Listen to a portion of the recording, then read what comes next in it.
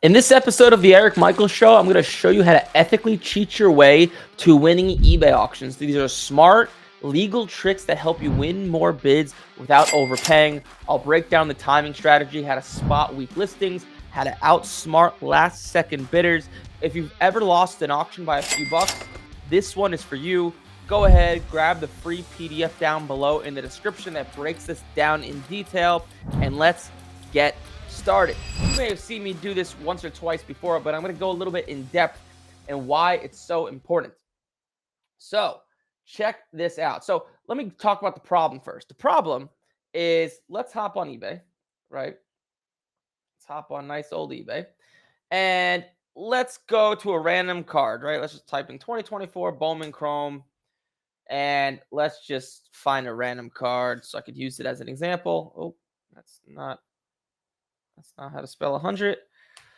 Just go to minimum $100 and let's pretend that, let's say this card of Paul Skeens, this nice card, we want to win this in auction. This is the problem, and I came about this problem a million times.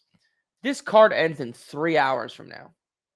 The problem is, in 3 hours from now, you're probably not going to remember to bid on it, number one. Number two, you could place it on your watch list and eBay will send you a notification when it's going to end, I think 10 minutes before. The problem I used to run into is that sometimes I don't have my phone on me. And especially I keep my phone on silent. I'd have so many auctions where I'd be sure I'm going to make money on this card. And just for the simple fact that I didn't look within the 10-minute window eBay notified me from when the auction was ending, I didn't bid on it. So, or option number three, I could place a bid right now. But the problem with that is you're giving away your hand a little bit too early. So if, let's say, this card's worth $400 that I'm looking at, and I go and bid on it for $400, when someone comes in, let's say an hour before and bids, let's say 320, it's going to immediately tell them that they are a low bidder and they're not winning, and they'll bid up and up and up a few times till they're just winning. So you're giving away your hand too early. So what is the solution to this? I will tell you the solution. The solution is this. So let's go through, let's see what this card's worth first, okay? If we go to 2024 Skeens Bowman Chrome Auto, let's take this card. So this card's kind of all over the place, but the last sale did like 260, 320, it's like around $300. And a PSA 10 is actually not a terrible card to buy, to be honest. But let's say I want to bid $300 on this card. There's this beautiful software called EZ Sniper. The letter E, the letter Z, sniper.com. There's a few of these softwares. I don't know if any are free. I've been using this one for a while, and I think it's about $60 a year. It's well worth your money. Take my word for it. But the way this works is like this. So if you go down to eBay item number and copy it, so I believe this cannot be done on a phone, only on the computer. And you put that into Easy Sniper. So Easy Sniper is linked up with my eBay account. I can go here, let's say bid $300 on this card and snipe it. So you could see right here, we just added it to the queue. And so you can see now it's down here. And you could go in, edit your bid if you want. But what that's going to do is it's going to go in the last second and bid $300. Therefore, it's giving you it's giving you a competitive advantage because you're not giving away your hand too early. But number two, what it's doing is you'll never forget about it, right? This is the power of software. A software is never going to forget. They're always going to bid in the last second for you. So you don't have to be on your phone when this auction is ending. It's a beautiful thing. So what I do, like my rule, especially because I've been doing cards for a long time, so I don't really need to ask people, if I should buy this card or if I shouldn't. When I see a card, I make the decision right there and then. Do I want to bid on it? What do I want to bid? I don't come back to it. I just do it right there. Do it right there, and that's it. So I'm gonna delete this. You could delete it as well because I don't want to buy this card. But to take it a step further, what you could do. So let's say Bowman Chrome. I'm looking for some Bowman Chrome right now. So The other problem with eBay auctions, so that's problem number one, which we just solved. How to easily bid on cards so you don't forget about them. It'll bid in the last second. The other problem is with eBay auctions, a lot of people start their auctions way too high. So check this out, right? This random card of Jose Adolis. This card is probably not worth 129. People will start their auctions way too high. So you have to filter through all these auctions to finally find a card that might be within market value. Like, look at all these people starting their auctions too high. And the reason people do this is because they're scared that the auction's going to end for lower than they'd like. So people get nervous. They start their auctions too high. If you need to start your auction higher than the card is worth, you probably shouldn't be buying cards, or you need to be buying cards cheaper and have a little bit better of a strategy. But what you could do, and once again, I believe you could only do this on the computer, is click advanced in the top right and go to one min bid count. So go to min bid count, put 1. So now eBay is only going to show you auctions that have at least one bid, aka people that didn't start their auctions over what the card is worth. And now look at all these cards. Beautiful. It's a beautiful thing, right? And this is how I ethically cheat my way to not only finding auctions quicker, but also bidding on them. And it's super, super efficient. So let's put this into practice a little bit and see if we can find some cards. So, and then I'm going to go over some cards I purchased, a little bit different. And then I'm going to start answering questions. So if you have any questions, you can begin calling in below, put yourself in the queue, and we will get to you. So Noel Vimar, this is interesting. This guy used to be such a banger of a prospect, and now it's just not worth much. But this card interests me. I don't know what it's worth. Let's see. Noelvi Marte Gold. Wow, so it's still worth $1,000. Interesting. What is Noelvi Marte doing now? He had an okay season on the Reds. What's his age? Oh, he's 24. Huh. I don't know if he's going to gain a lot of hype. Ohtani, great card. I actually pulled one of these in a pack recently. I decided to take a big gamble, but I'm not going to buy Ohtani right now because it's just way, way, way, way too high. Nick Kurtz, Bowman Chrome Mojo variation. Interesting card. I'm going to stay away from it, but that is an interesting card. Shotaro Mori. I think this guy's a decent prospect. See what these cards are doing. Shotaro. This card's a little. I think this card's a little bit off center. This top here is a little bit too big. So no good for what we're looking to do here. Got that Paul Skeens card that we already saw. Bowman Chrome Gold Ohtani. That's a nice card right there. Cam Schlitter. He had that really good game. Nolan McLean. He's a pitcher, so for my Mets though, but I'm gonna stay away from him for now. Jackson Dart. His stuff is so high. I mean, you can tell I don't like to buy stuff when they're high. I like to buy before it gets high. This is a nice card. Julio Orange Bowman Chrome PSA 10 non-auto. I wonder what this does. 2019 Bowman Chrome Julio Orange non-auto. Give me a non-auto. Orange Mega Box. Wow, there hasn't been a sale since 2022. So I wonder if there's any gold sales of non-autos.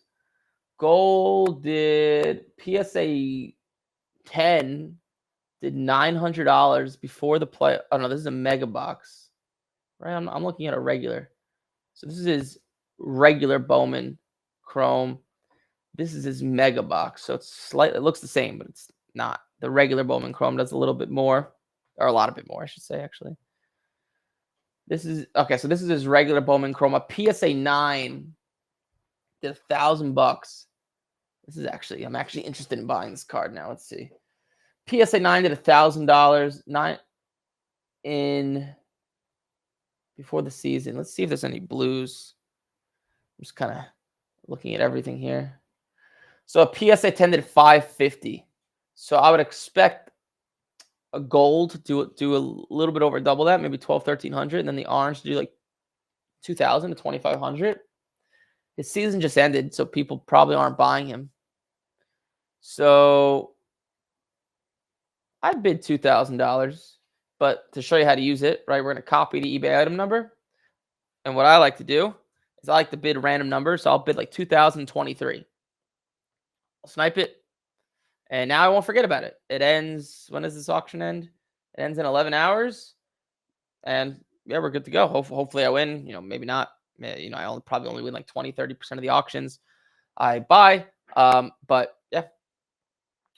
So that's how to use it. Hopefully that helps you just make a little bit of money. I'm going to go over some cards I purchased as well recently. And then I'm going to go into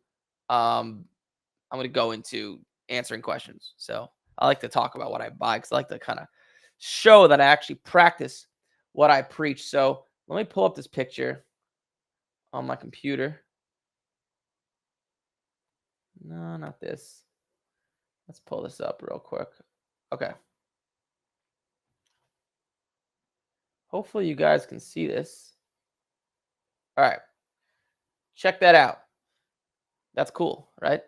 So this is a 2024 Prism Gold Variation Jaden Daniels. I bought this at a card show, and this card sells for just about well, actually, I bought it for $8,000, but what it's worth is subjective.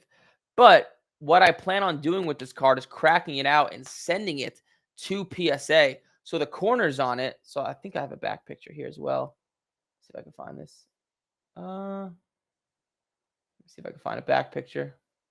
All right. So this is a picture of the back. And you can see this is the problem with the corner, the top right. See that little bit of whiting? If we zoom in. How do I drag it? Oh, I can do that. There we go. All right. There's the issue. There lies the issue right there. It's not good, but it's honestly not terrible. I think it'll get a PSA 9, hopefully. And at PSA 9, I'll make some money. So I'll go into like why I bought it and why I paid the price I did. So I think that always helps people. So if we go here, so I haven't looked at sales in like a week from when I bought it. But if we go to Card Ladder and we go to 2024 Prism Jaden Gold Variation, you'll see there's one sale of a PSA 8 that did $7,300, and this was about a week ago. This was the baseline. A Beckett 9 is worth more than a PSA 8. These gold variations and these golds are very hard to grade. So you could, like a 7 might sell for $5K, and a 8 might sell for 20% more, than a 9 might sell for 20% more, than a 10 is going to sell for tons of money.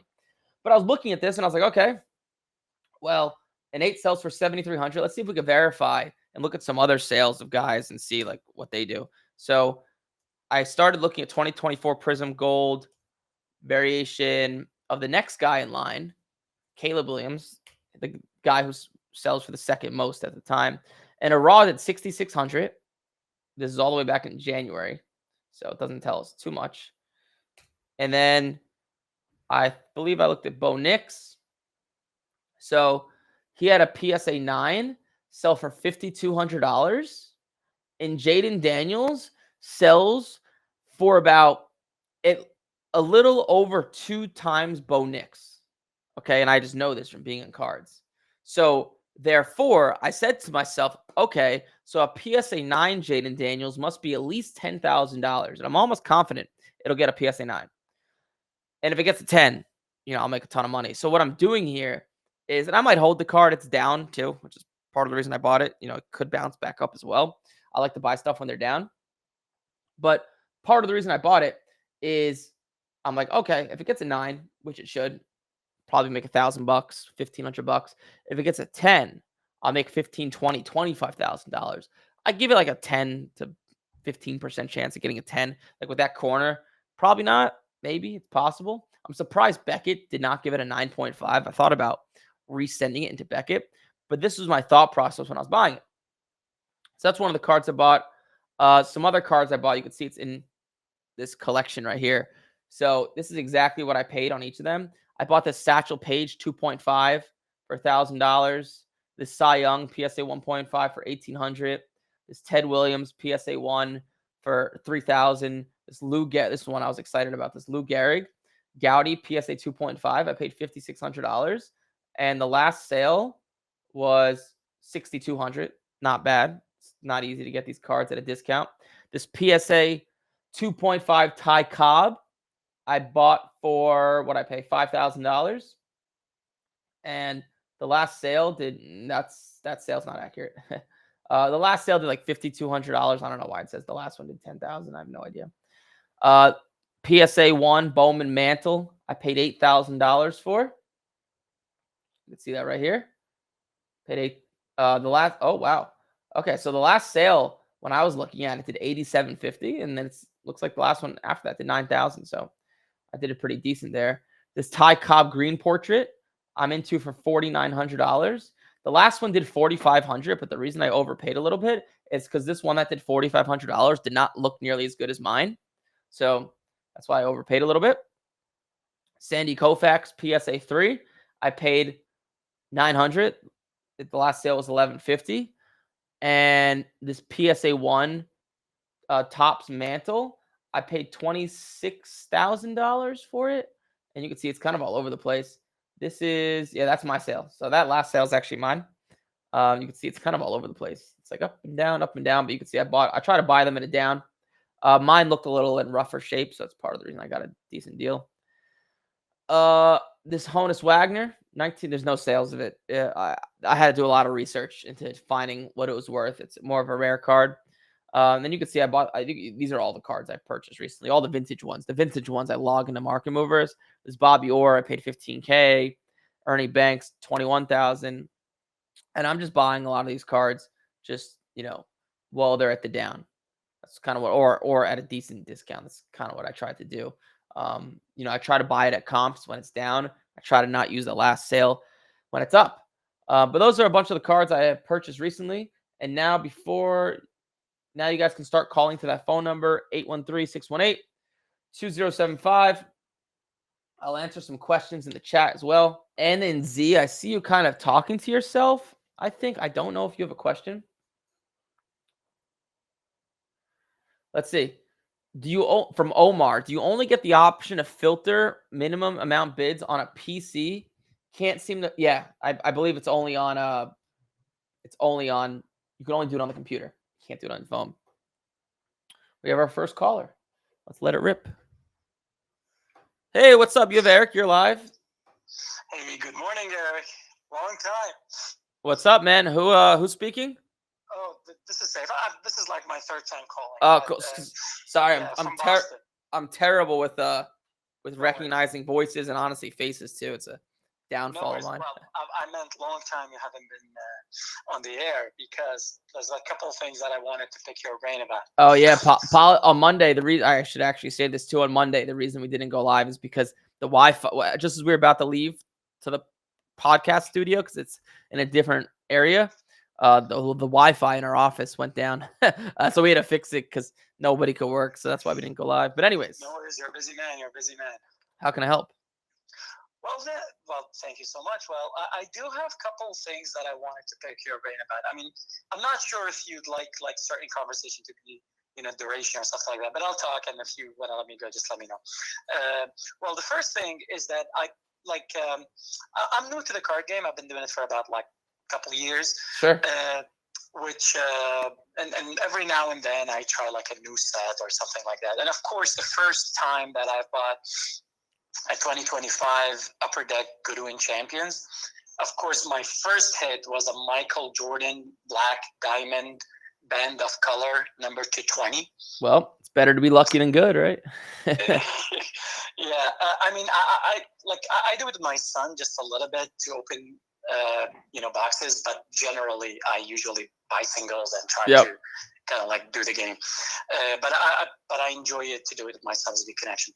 Anyway, so it came out damaged. So I wanted I contacted Upper Deck and stuff like that. They wanted the card back, and I was like, yeah, I'm not sending it back. So I said they said okay, we're gonna compensate you. So they sent me another Jordan to $199, which is like from the Exquisite collection, which is pretty nice. Yep. So I sent it to Beckett, and it got 7.5. The centering and the centering on the surface is perfect. It's like 9.5 and 9, but the edges and the corners are a little bit beat up. Yep. So I couldn't find any sale, not even in the past years. There are certain comps with like other things, but just have no idea what it's worth. So, okay, well, I'll just tell you what it's worth. So that was just a long way of saying quick story, and I want to know what this card's worth, essentially. Yeah, it's like what is it? Is it like worth, like holding long term? Wait, or are you asking me the current value of it, or are you asking me what it's worth? I mean, are you asking me the current value, or are you asking me should you hold it or not? Well, I guess kind of like both. Okay, well, let's start with this. So, what year is the card from again? 25. And so this year. What's the name of it? Is it Exquisite, or what was it again? No, it's Band of Color. It's it's a black diamond from the Band of Color. It's like a card that has like diamonds in the middle, 6 diamonds. Okay, I've never heard of this card, but let's see. So black diamond, upper deck, Goodwin champions. Yours is numbered to what? To 20. Oh wow! All right. Because the veterans are to 20 and the rookies are to 25. So all right. So I see the card. So number to 349 is $50. Number to 99 is $500, just about. Yours is numbered to 20. Oh, then that's weird. Is yours a green black diamond? No, it's black diamond. No. What's the image? Band of Color. The subset Band of Color. I think only 5 cards in the Band of Color. I can't. The set is only 5 cards. I think Agassi, Michael Jordan, and then Tiger Woods and a couple more people. So okay, do you know when it came out?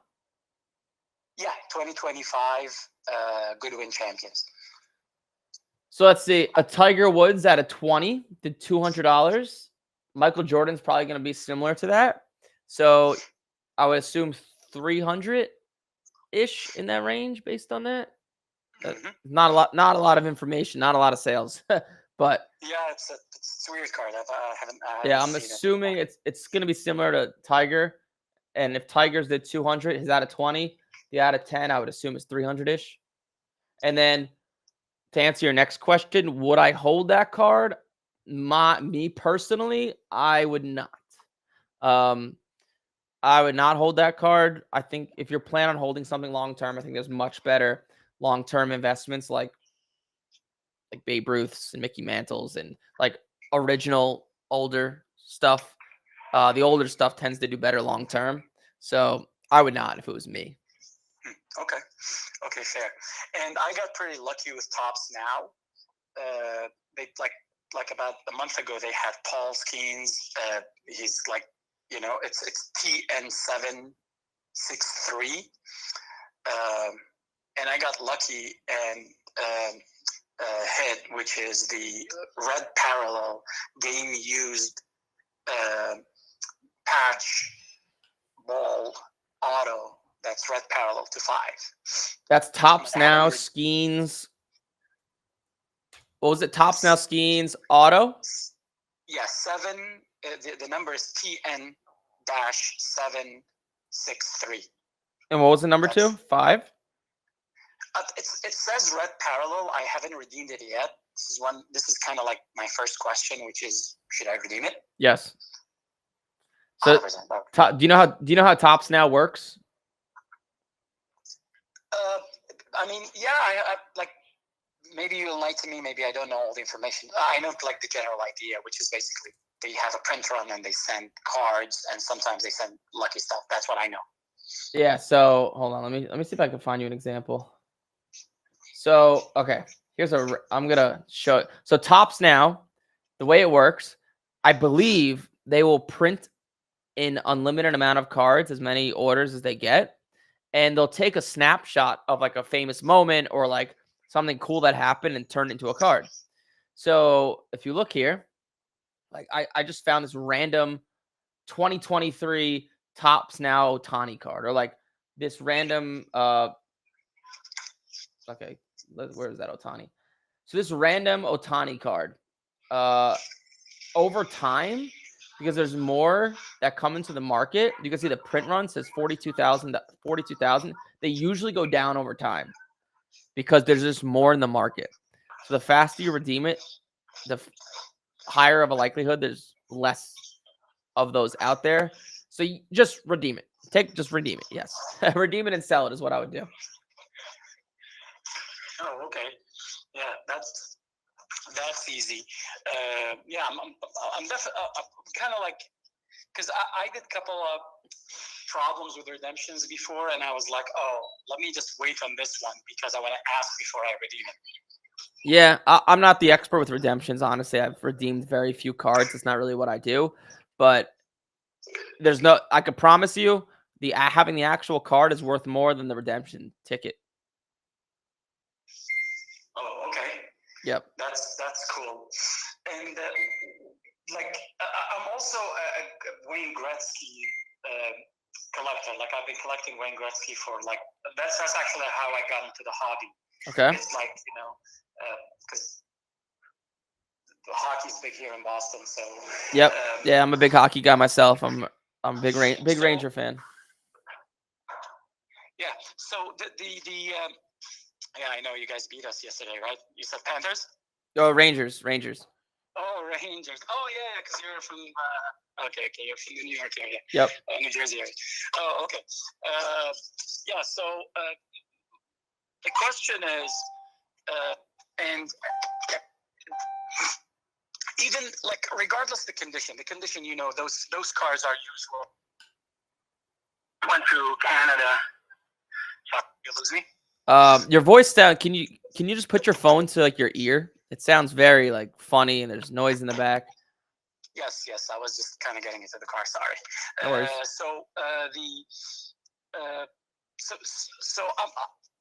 I was successful into collecting, from 79 up to 89. So the 10 years old Gretzky's cards from the OPG era. So yep. all of them, rookies included, and so forth.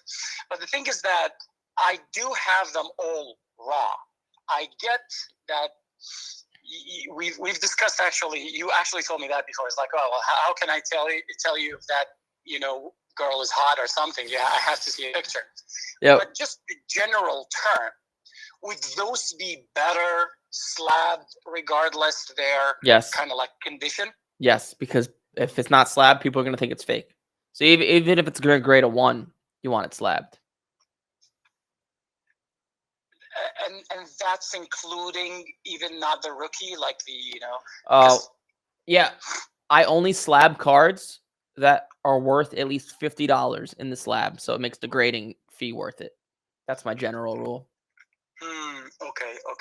Yeah. Yeah, because there's some of them, because like if you're familiar with the OPG sets, they have like 6 cards or 5 cards of Gretzky every single set, and I'm just kind of like.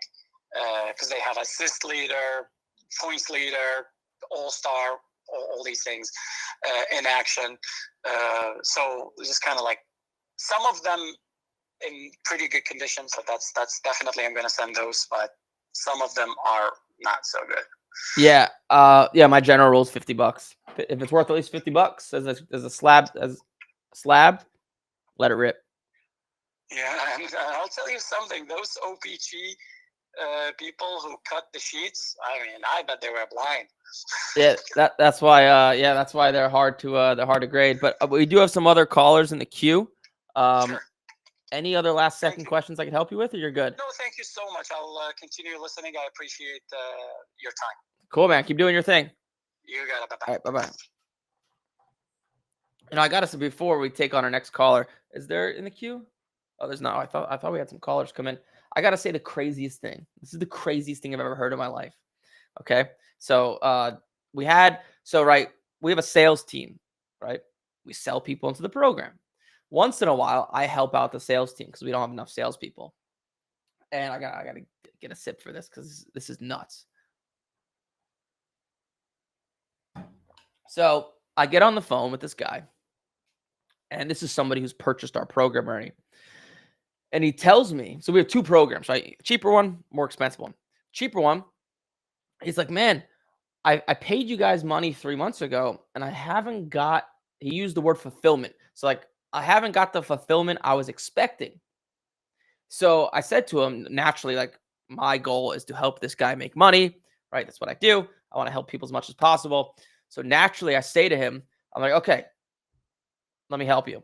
Number one, which part of the program did you feel like you didn't get help with? So there's the coach that you have access to, there's the group coaching calls, there's the videos, there's the Facebook group. Like, which part of it did you, or which part did you not feel like fulfilled?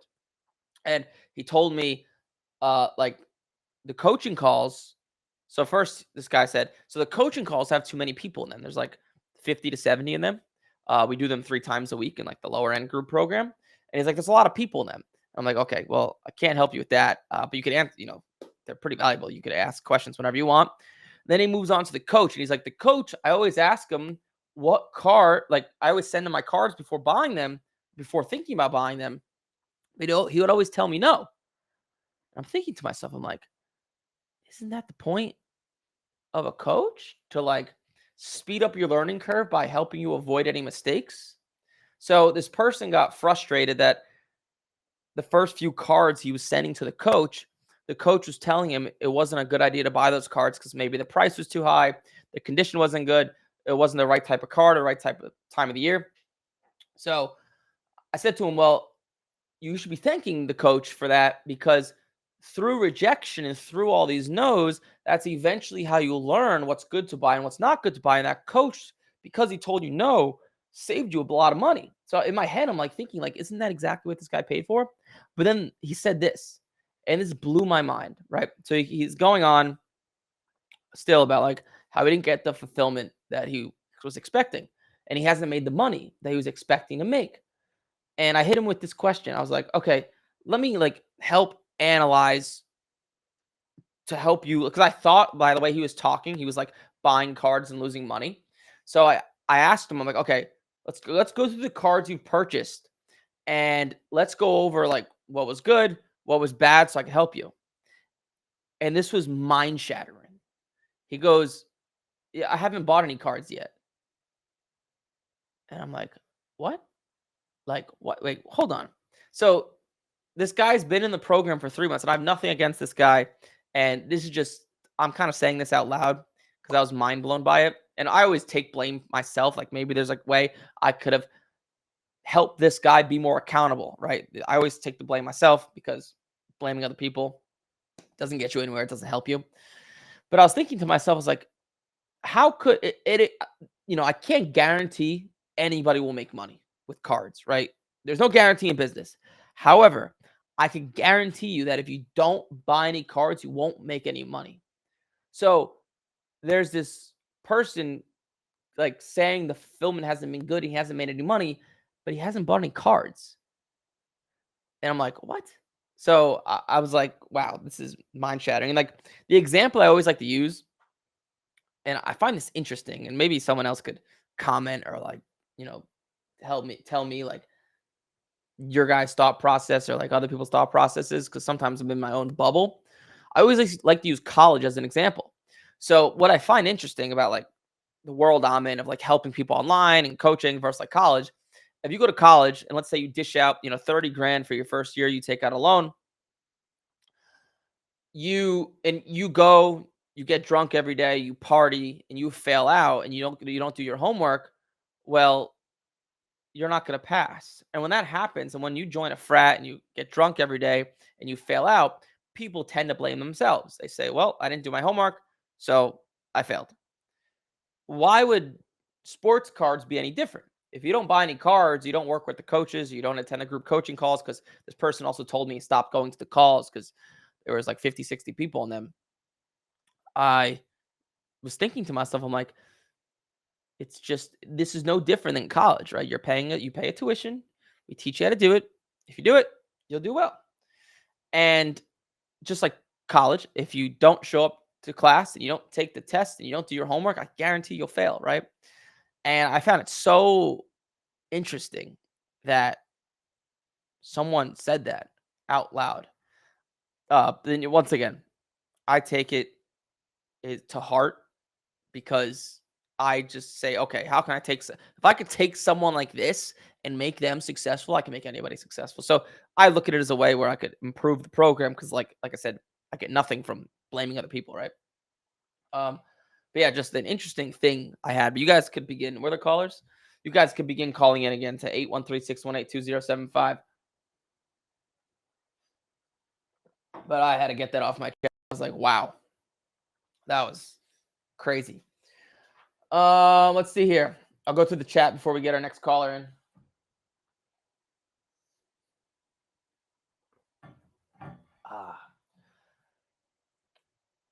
Would you buy 2024 select cards? Caleb Williams, Drake May, Daniels? No, I wouldn't buy any. To be honest, I really wouldn't buy any football cards. I'd really pick and choose because, I hate to be one of those guys that said, I told you so, but I told you so. So if you just let's look at like Caleb Williams, Silver Prism, PSA 10. Like every single quarterback is down. You can see how much he's down. This card is now 430. Before the season, it was like what? It was like here. It was like 600 in that range. So all the quarterbacks are down. Even Jaden Daniels, right? The only one that's up is Drake May, which is kind of what I expected. One quarterback would be up. You could see this card before the season was, you could just look back in the last 60 days because we're about 2 months into the season here. If you go before the season, right? This card is like $1,000 ish, 1,100 today. I don't know why there's a few high sales, but it was $900. So it's down. It's actually not as down as much as I thought. It's down 10%. But with that said, a lot of these quarterbacks are still going down, right? As you can see, the reality of it is most guys don't perform up to expectations in their sophomore year. It's just how it goes. Like Commanders probably won't make the playoffs. Bo Nix is very on and off. Michael Penix kind of very on and off. Drake May is obviously pretty good. We can see that. And who am I missing? Caleb Williams could be very hit or miss. They're all very inconsistent, although the Bears are 4-2. But I would buy baseball. Like that's what I'm currently buying. I'll mess around with football and take some swings at some guys that are low if I can get stuff in at a good price. But yeah, my advice to you would just be don't buy football, honestly. All right. How strict is PSA on corners? Whiting on the back of Pokemon cards? I have a few that I don't see whiting until I put it under magnification. So once again, it's like that hot girl example. I can't tell you if a girl is pretty unless I see her. But if you see whiting, it's probably not going to get a 10. But if it's only under magnification, it's that slight. It could. I just need to see it. Generally speaking, if there's any whiting on Pokemon cards, that's not going to get a 10 from what I've seen. Like those Pokemon cards need to be pretty damn close to perfect. Hopefully that helps you out.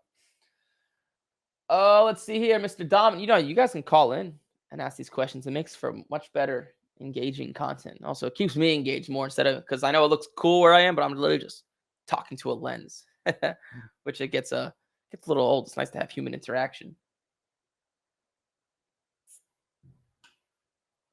Let's see. Let me show this. How many years into the league do you start to back off on going after a player? For example, Bronny James, second season in the league. How many more years do you chase him, so to speak? I don't chase him. I mean, I really just, most of the guys I buy are sophomores going to their sophomore year. So like the general premise, at least I teach, and obviously there's other ways to make money, is like with basketball, for example, you want to be going after the new stuff to grade, which are the sophomores because they were rookies last year and their cards started to come out at the end of the season, going to their second year. So Reed Shepard, Stephon Castle, Zach Edey, Matas Buzelis. I think that's how to pronounce his name. Guys like that. After that, I tend not to buy them unless the card's already graded and it's like a more rare, higher end. The guys are down, but that's kind of the route I go. So after their sophomore year, for grading purposes, I don't really buy them. Hopefully that answers your question, Dominic.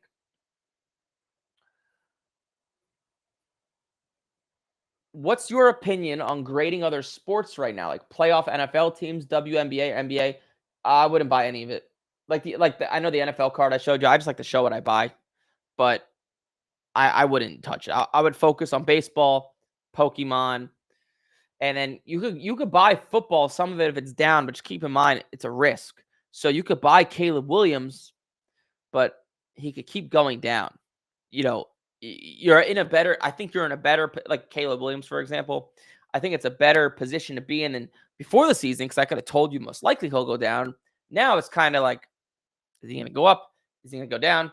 I don't know. And what I'll always do is I love to look at people's schedules. So if I'm going to buy someone mid-season, what I'll do is I'll look at their schedule. So Caleb Williams, you can see he's going to play the Ravens, who don't have a good defense. Bengals, bad defense. Home for Giants, they have a good defense. At Vikings, Steelers. Oh shit. So okay, I wouldn't buy Caleb Williams because he has a pretty hard schedule. Look at this. Like if you buy a card to get it graded, you're gonna get it back at this time, right? Check this out. Giants, good defense. At Vikings, good defense. Steelers, good defense. Eagles, good defense. At Packers, good defense. Home to Browns, good defense, even though they're not that good of a team. Packers, not there. There's no break. There's just no break here at all. His next games are kind of easier, but you know, the reality of football, at least, is a lot of it's who you're playing.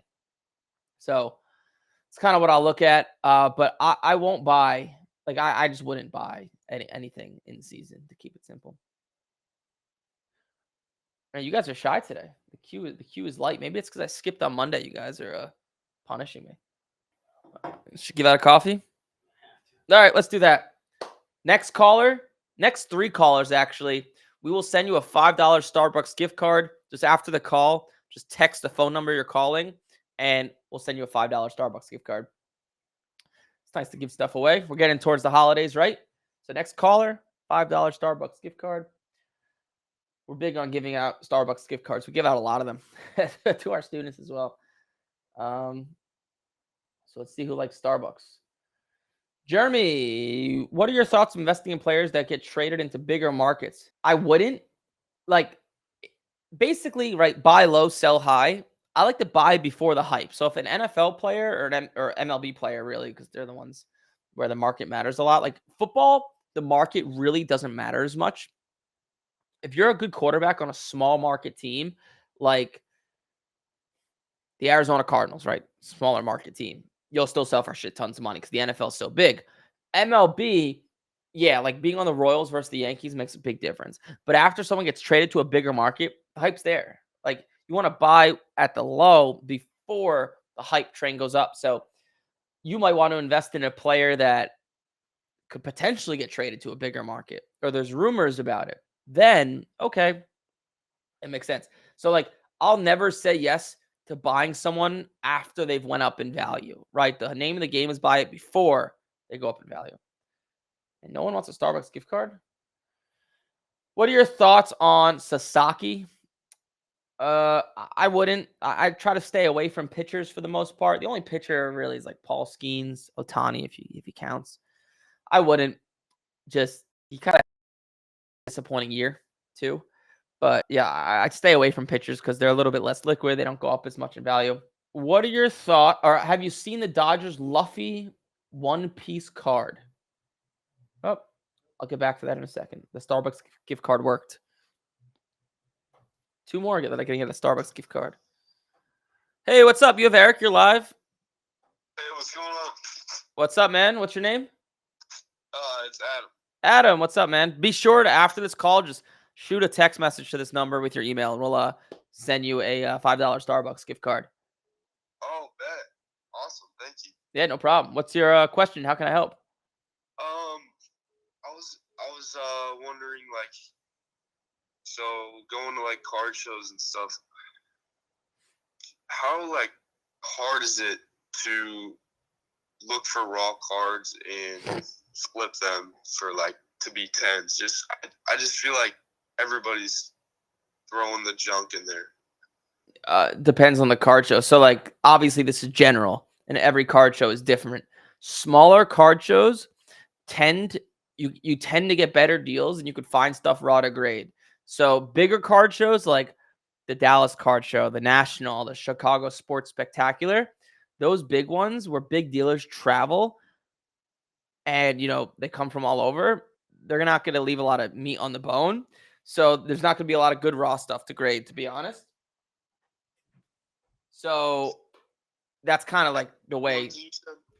What'd you say? You said at the big ones, it's like that. Yeah, the big ones, it's harder to find that stuff. But at the bigger shows, you can find more rare stuff, higher end stuff. The smaller shows are a lot of times a better bang for your buck. Like I just went to a medium sized show, I would call it, in Austin, Texas. But most of the people there were local for the most part. And I got way better deals, dude. Like people were way more willing to talk. Like honestly, a lot of bigger dealers, not everybody, but a lot of them are kind of not nice sometimes. Yeah. But like dealing with more regular people sometimes is much easier to deal with and do deals with. But yeah, that's generally card shows in a nutshell. Right. I feel like when there's people that aren't like, running those big businesses. Yep. They just, they're easier to talk to. And oh yeah, of course. they'll give you better deals because Yep. they don't really know everything. When's the next time you're gonna be in Texas? I just moved here to Houston, but when's the next time we'll be here for a show? I'm going to the Dallas show on November 8th on Saturday because like we're throwing an event for people in the program. So I'll be going to the show for a few hours, then headed to the event afterwards. Oh, okay, cool. All right. Yeah, if you're out there, say hi. I got, man. Yeah. I think it's like 2 or 3 hours from Houston. So. Yeah, I think it's 3. Yeah. 3? Okay, cool. Yep. Cool. Yeah, say hi. It's always a pleasure, Adam. And then, are you Yep. So just to get this straight, like I'm going to this show in Houston, I think tomorrow. And it's like for Topps switching to basketball, right? Yep. So is that like the new releases of all the packs and stuff are just going to be Topps now, and that's going to be what's the license, right? Yes. Okay. I would be careful though. I would give it a month, maybe even a month and a half, because there's going to be a lot of excitement. So those cards are going to be worth a lot, and they're going to come down in value, like in the preceding month or two. I was about to say, like, just don't buy any of that stuff. Yeah, I would just stay away. And it's so it's so tempting because it's gonna look so cool, but I would just stay away. All right, perfect. Cool. Thanks for calling in, Adam. Yep. Thank you. Bye. Bye. Looks like the Starbucks gift card worked because now the queue's full. People like Starbucks.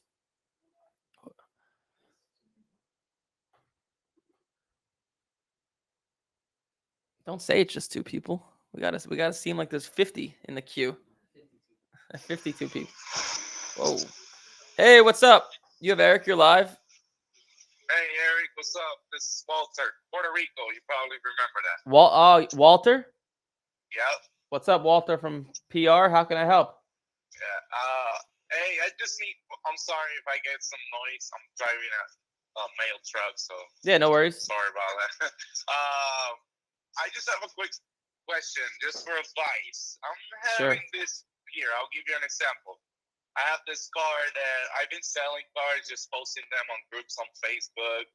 But I have this, just an example, this card. It was last sold for $140. Yep. So I'm posting it on Facebook for $100, right?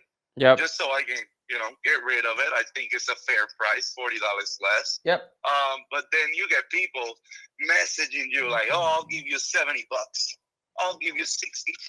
Like, I mean, I get a lot of that, and I just don't know how to deal with that back and forward. So I don't want to get the person upset. I mean, there's no upset when it comes to negotiating. Just say you're firm at your price. The last sale did 140. That's all you have to say. And usually you do your when you post something, you do it like 20% less. Is that usually what you do? I usually sell stuff for 10% less. Oh, I think I cut you off. I think you hear me? You hear me, Mr. Walter? Did we lose him? Did we lose you, Walter? think we did. Yeah, we'll call him back after the next caller. We'll call you back, Walter. Don't worry. Don't you worry. No, you can answer it then. Yeah, he's from Puerto Rico.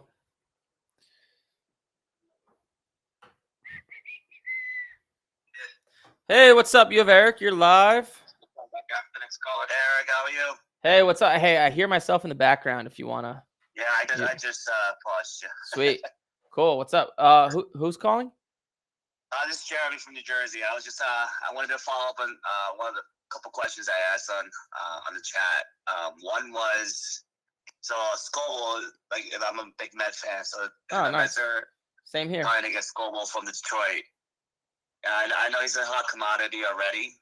Do you think it's worth investing more into him, or just wait? No, it's not worth investing into him. It's Right, second question is so for this year, for football season, I pretty went all in for Jordan Love and Bo Nix as quarterbacks this year. Yep. They're not having a great season, like, personally. Yep. But the team is doing well. So I was just wondering, when is a good time to dump the cars? Like, if they make wait until they make the playoffs. My personal advice, I'm looking at their values right now just to get a. How much of my content have you watched? I watch pretty much almost every week. I mean, every once in a while I might miss it, but pretty much every week. Do you see what I say about Yeah. selling before the season? Yeah, well, like, I remember you telling, like, you should try to dump all your cars before the beginning of the season, which I did. A lot of the cars that were, like, being sought out, so I dumped all those cars. Yep. And then I picked up some of the cards after the season started on quarterbacks that I wanted to like, bank on. So, like, Jordan Love was one. When did you pick him up? How long into the season? Probably like 2 weeks into the season, like week and a half. So, good strategy. Except you want to wait till they're on a down. So, like, Love was obviously up a ton after the first week or two, and then Knicks was kind of like the same. You want to wait till like 4, 5, 6 weeks in until they have a bad game or two and they go down, so you can get in at a good price if you're going to do that. But so my advice to sell, like Bo Nix, like Love, you could wait. I would. Bo Nix, I would just sell because I think he's still going to continue to go down. Gotcha. Yeah, because I noticed that his car has been trending down. Yeah. He's very inconsistent. He's very inaccurate sometimes. He doesn't put up the best numbers. That's just the reality of most quarterbacks. That's why I always say sell before the season, because it's just hard to live up to all that hype. So I guess the last question: if they make the playoffs, would their cars, like, automatically take a jump, or no? So the cars that I picked up for Jordan Love, like, a season ago when they made the playoffs, like, I picked up the PSA 10 no huddle. It was up to, like, close to 300 a year ago. Yeah. And then I picked it up for 100, and then I picked up his IP auto on the variation card, similar to the variation card. So I picked up his RPA for a really cheap price. It was like, obviously RPA is going around like four to 500. I picked it up for about $175. So they're being all authenticated. So those type of cars. So if they're not having a phenomenal season, even if they make the playoffs, they wouldn't make the kind of bump like they did like last year. The only way they'll go up in the playoffs is if they, pop off in the playoffs. But most guys don't. So just probably like. So I have one last question. Yeah. So my son actually picked up a car for me for Father's Day. So it was one of those championship gear cars for the Super Bowl. So he picked up a Eli Manning car for me, like this game worn like patch. So they don't have huge value in them, but is it worth just keeping them and just what is it? It's what kind of car is it? It's a championship gear, like when they won the Super Bowl. And they have a Spectra made a special card. It's from 22. I guess when they won the championship. So they have a patch that's game worn from the Super Bowl, and they made a card out of it. Okay. Yeah, something like that. It's not going to go up or down much, in my opinion, based on my experience. So it's just like knee nor there. It is what it is. It's just not going to go up or down a lot. Okay. It's just a unique card. It doesn't hold a lot of value, but I was just curious because it is a unique from like championship like years. Yeah, it sounds like it has sentimental value, so I would keep it for that. All right. And that's all I have for today. Sweet. Well, thank you, Mr. Jeremy, for calling in. Feel free to call into the future.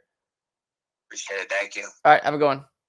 You too. Bye. Bye. I feel like sometimes when I'm just a bearer of bad news, people are like, "Should I hold this?" I'm like, "Well, it's down 30%, and I'm probably not." Sometimes I feel like I'm a buzzkill. People call in excited, and I give them bad news. That's my job, though, right? To be honest.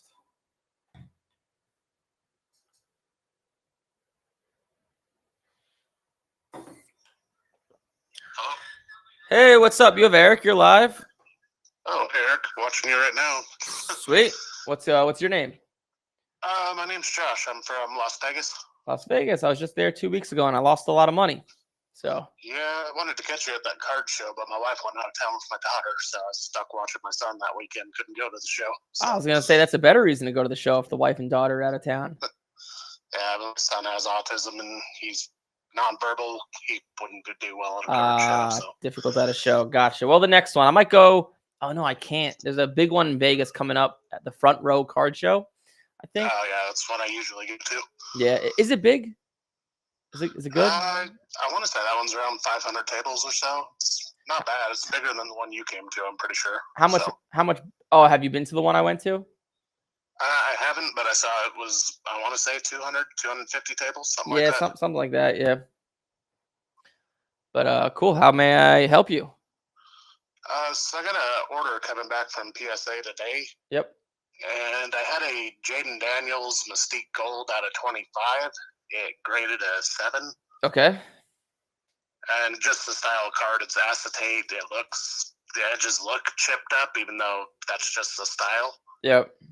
So I don't really think it's a 7 based on what I looked at. Yeah, those cards are just brutal. Would you crack that out and sell it, or would you try to sell it as a 7? Crack it. Crack it. Yep. Yeah, I tried to get these back before the season, but it took a couple weeks longer than I expected. Then they all came in damaged. I had to send them back. So yeah, what'd you pay for it? Actually, I got that one for free in a giveaway. So. Oh well, that's good. At least you're in there. At least you're in there for free. Yeah, it didn't cost me anything, so I thought it was worth the risk of grading. But yeah, so I did 27 cards. I got 20 10s. I got 6 9s, and then 1 7. Oh, nice. That's really good. Like I said, unfortunately, they're all damaged by probably FedEx on the way back. So yeah, it's okay. I mean, way later than I wanted them. You went 20 for 27. That's not too bad. You'll be just fine, I think. Yeah, I was the one that asked you about those Pokemon cards too. I started buying some of those, like you said, to get them graded. When did you call in about it then? No, I put it in the chat earlier. Oh, okay, gotcha. How much? The back corners, I don't see any whiting on it when I look at it. They weren't in the pictures, but if I put it under magnification, I see just little dots of whiting on the back. I didn't know if they're strict on that or. Yes, the best. So generally, like if I just had to take a guess, I would say it's not going to grade a 10. But what you could do, just find the same exact card you're going to send in on eBay and just look at other 10s and see if they have that. Like I said, even on pictures, I can't see the whiting until I put it under magnification. So. Yeah. So I would say it's not going to grade a 10, but I just need to see it. It's just one of those things where I just need to see it. Okay.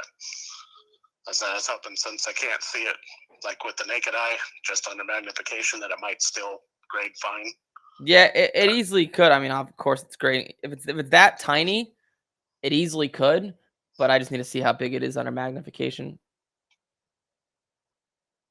Okay, well, I think that's all the questions I had for you. Well, cool. Keep doing your thing. Congrats on the PSA order. All right, Thanks. All right, bye-bye. Oh, man. The Starbucks gift card's going crazy now. Unless was it the same person calling in over and over? Could have been that. Wasn't looking at the numbers. Someone said, should I get into, I'm a dad trying to get in, I'm a dad trying to get into the hustle for side income, working with $100 a month. Should I buy raw then grade? I wouldn't. I wouldn't. No, I would. If you're working with $100 a month, I would just take 3 months, save every penny you could, and then get in with like $1,000 or $2,000. It's too hard with $100. You can't really do much. Just to be blunt with you, I probably wouldn't get in. I would just focus on just saving money so you could build up a little bit of a bankroll. It's going to make your life much easier. Calling back the next one. Don't worry. We're coming. We're coming. I've been hot. NFL gambling, man. Holy shit. I've been hot. I got to give away my picks, too. Oh, my God. I forgot. Hey, what's up? You have Eric. You're live. Oh, holy smoke. I hung up on you guys. You hung up on us? Well, yeah. You said your mailbox was full and you weren't taking calls. Anyhow, let me Oh, run this sorry past about you real that. quick. We got to fix that then. But cool. Yeah. How can I help? So I'm Patrick, and I'm a member of the first level of membership. Nice. And I'm a big baseball guy. And Cool. I've been waiting for baseball season to come around. I'm trying to wonder, a lot of the draft picks from this last season, the 24 draft picks. Yep. Are those still good investments for the most part? I know it's an individual thing, but they're Yeah. still pretty good if they haven't made the majors. Yes. General answer. Yes. What I would say is if you want to be picky, try to buy guys that have a high chance of getting called up for the first time this upcoming spring. But yeah, generally answering yes. Okay. One more thing. With that membership, I thought I was getting the top 100 players. Yep. And my list looks like the original list. I've got a list that hasn't seemed to update at all. How do I go about getting that fixed? You might be looking at the wrong list. I'll have someone email you the right list. Maybe you're looking at the wrong list. I'll have someone send you a fresh one if it's the wrong one. I'll have them email it to you in like an hour or two. Okay, great. That'd be great. Cool. All I had for you. Thanks, man. Sweet. Cool. Thank you for calling. Bye. I gotta go over my picks. Last year I got crushed, but I've been scorching hot. I bet tennis too. I'm not gonna talk about that. Scorching hot. You ready for this? Chargers. I love -3. Nah, I like the -3. I don't love. My favorite pick of the week. I'm gonna get shit for this, but hear me out. Oh, we'll call him back in a second. The Panthers +7. They're gonna cover against the Bills. Panthers have a legit good defense. And Bryce Young doesn't play well against good defenses and like pass rushers in his face. The Bills' defense is very weak. That's going to be a close game. I love the Panthers +7. That's a good one. They're not the Panthers of old. They're not terrible. I also like the Texans to beat the Niners. That's basically pick 'em. I think there's one more game I liked. No, that was it. Was that it? Oh, yeah, the last one. Commander, if Jaden Daniels, I'm assuming he's playing, they're going to cover 10 points against the Chiefs. And I actually made a great bet. I bet on the Chiefs to win the Super Bowl +1,300 like week 2. But the Commanders, 10 points for Jaden Daniels. I know the Chiefs are a better team, but is he not playing or something? Even with Mariota, the Commanders, 10 points, man, that's a lot. So Commanders +10, I love. Texans, I like. Panthers, my favorite pick of the week. Chargers, I like. Last week, I loved, who was it? Who was playing? It was like the easiest bet I've ever made. The Lions. The Lions -5.5 on Monday was just the Bucks. Good team. All their guys are out. It's tough to play. Go for it. Next caller. Hey, what's up? You have Eric. You're live. Hi, Eric. It's Wendy. I have a question for you. Well, what's up? Not much, but what late 80s and 90s cards would you save for value and potential value? So I could throw a few cards out there that I'm looking to buy right now if that helps. Or I mean, would I want to save our past Hall of Famers, the rookie cards? Is there like a general, or is there just certain names? Yeah, so like, I mean, there's so many different types of cards, but some things I'm looking to buy right now, like 1991 Topps Tiffany Barry Bonds. The card's down. It's only like $100 card. Um, let's see if we can find anything else. This one's a little bit more expensive, but Topps Tiffany 1987 Barry Bonds. This card is down recently. I wouldn't mind. It's like a $2,000 card. All I do is I just use market movers and see what's down at the moment. Like I'll share my screen. Okay. So like 1998 Stadium Club Peyton Manning. This card would be money to buy right now at around $100. This card's very up and down. But yeah, those are a few. Peyton Manning, you said? Yeah. And what about for baseball, or was the Barry Bonds the baseball, or is that when he's in football?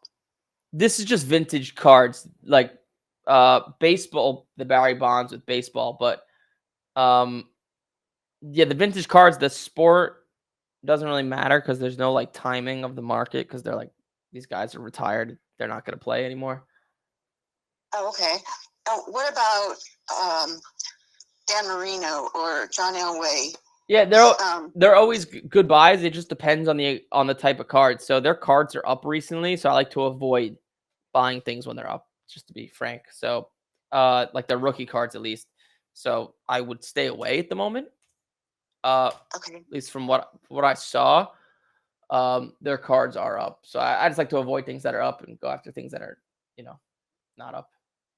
So it could be any person or any athlete from the 80s and 90s, because I wanted to get rid of and downsize a lot. And that's not any. I like to go after the guys that are down recently. So all I do is I look at market movers at the graph and find guys that are down. There's plenty of guys like John Elway and Dan Marino that are up right now. So I like to avoid that. Right. Okay. All right. Thank you so much for taking my call. No problem, Wendy. Thanks for calling. Bye. Bye. Sounded stressed. Is that it? I think. Cool. I think that's it. We'll give it a wrap there. There's a free PDF down below of what I was talking about earlier. I like to give a good tip in the beginning of every single show. So go grab the free PDF. There's no strings attached. It's just on the next page after you click. And yeah, everyone have a great week. Hopefully life is going well. Hopefully you're spending some time with the family as we get into the holidays. Like, comment, subscribe. I'll see you guys in the next one.